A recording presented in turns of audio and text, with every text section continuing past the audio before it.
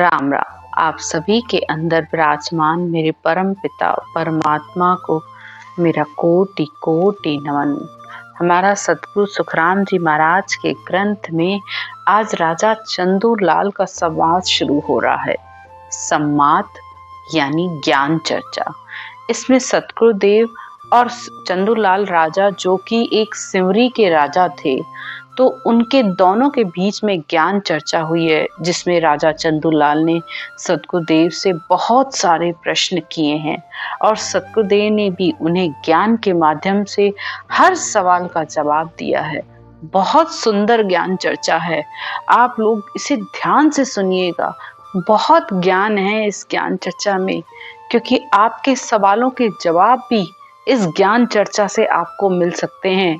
आपके अंदर भी जो बहुत सारे सवाल हैं, बहुत से भरम हैं, शंकाएं हैं ज्ञान को लेकर, वो भी आपकी मिट सकती हैं। तो ये बहुत ही अच्छी और बहुत ही सुंदर ज्ञान चर्चा है, इसको अच्छे से सुनिएगा। राजा चंदूलाल के पास जब सतगुरुदेव आए तो राजा चंदूलाल सतगुरुदेव से प्रश्न करता है कि आप संत कहलाते हैं, लेकिन आपने न संतों का कोई किसी भी तरीके का कोई भेष धारण कर नहीं कर रखा है।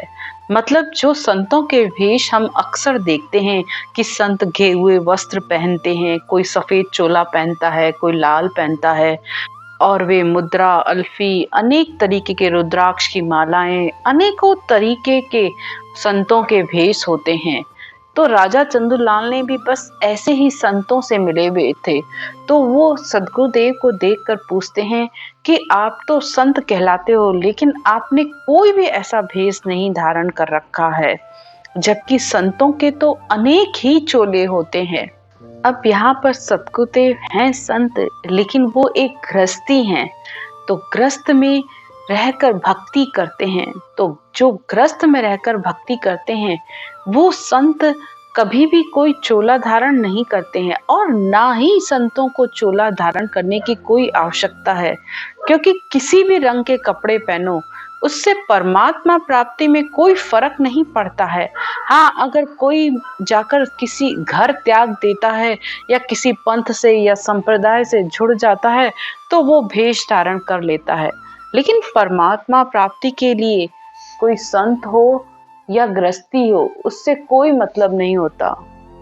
इसी तरह राजा चंदूलाल ने जब सतगुरुदेव से पूछा तो सतगुरुदेव उनके प्रश्नों के उत्तर देकर कहते हैं, राजा ऐसा भेष हमारा, भेदी जके भली विद जानी, कर्मी लखे न सारा।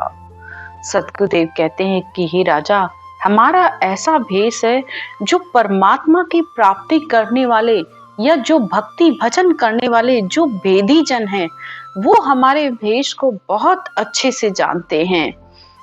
राम रटे परमेश्वर प्यारा, रह कर्मा सो न्यारा। जो कर्म बंधन का काम करते हैं वो मेरे इस ज्ञान को नहीं समझ पाते हैं।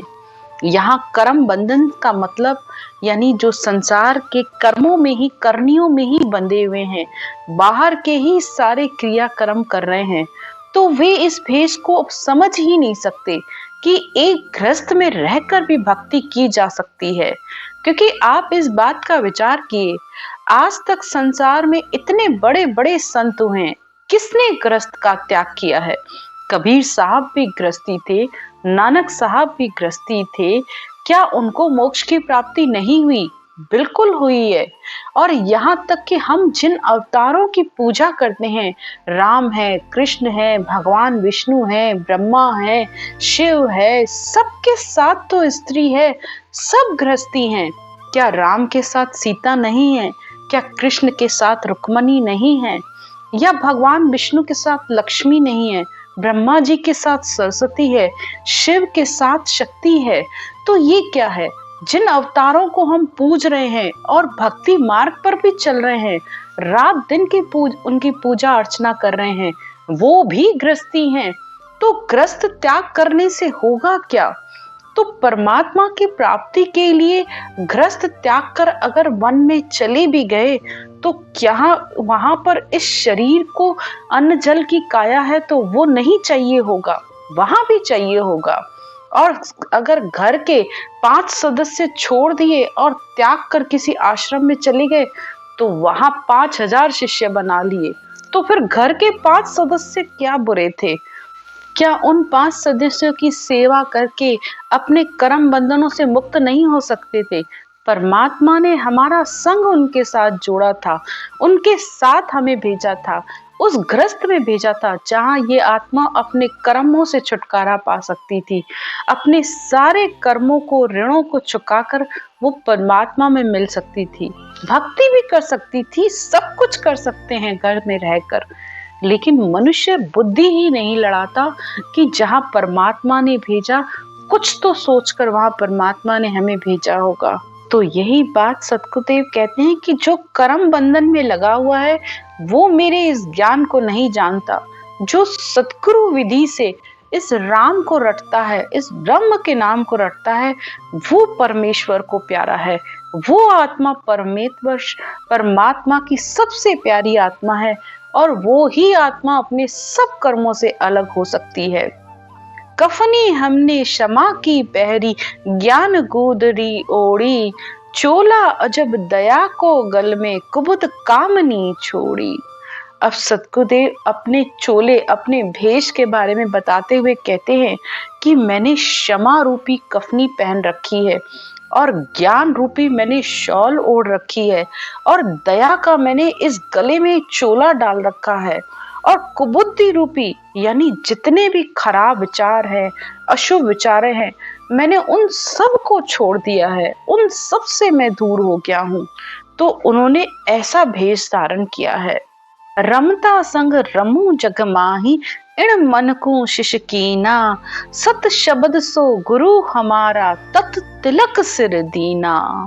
अब सतगुरुदेव कहते हैं कि वो रमतीत राम आत्मा के रूप में मेरे अंदर हर समय विराजमान है।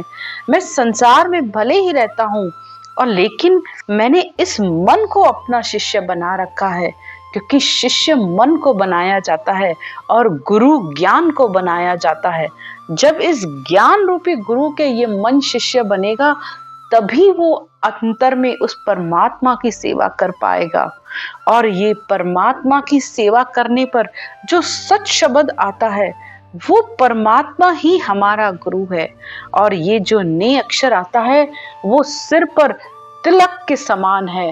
बाहर का तिलक तो लगाएंगे, फिर मिट जाएगा, फिर लगाना पड़ेगा, लेकिन जिसके सिर के ऊपर ये सत्शब्द रूपी धुन रूपी तिलक होगा वो कभी भी नहीं मिटेगा। आत्मा हर समय उस तिलक का दीदार करेगी। आगे सतगुरुदेव कहते हैं, पोथी पाठ वेद सब गीता, अणभय का पट खोलूं, द्वादश मंत्र गायत्री मेरे, सत शब्द मुख बोलूं।